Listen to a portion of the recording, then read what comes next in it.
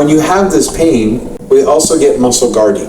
That's going to be the number 3 cause of back pain.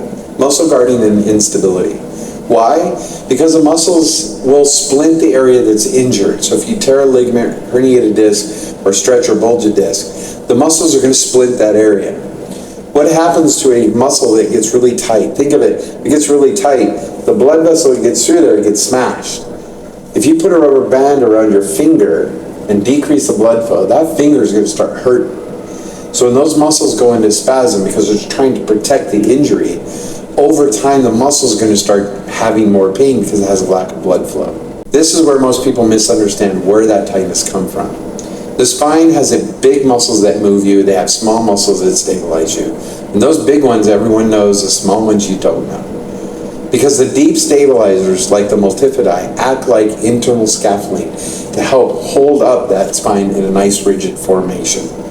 When those stabilizers start to break down due to stress, injury, or inactivity, your body compensates by tightening around it. Here's a prime example. If you sit all day with your head forward, these muscles are going to fatigue. Then they're going to get stretched and strained. Then they're going to start to spasm. Then you start feeling pain in your shoulder. Oh my gosh, my pain here is stress. The problem is you got to get those muscles to relax by getting the body to move and to move correctly. The tightness feels protective, but it actually is causing you pain.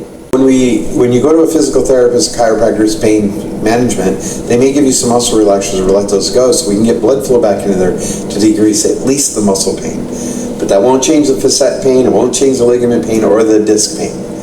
But this is part of the process. But here's the key point. Tight muscles usually is a sign of instability, not strength. Something's happened. Stretching doesn't fix it alone. You stretch a muscle, it's got to still do its job.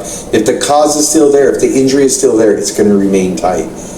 You have to reactivate the stablers, get the problem solved to relax those muscles. Tight doesn't mean strong either.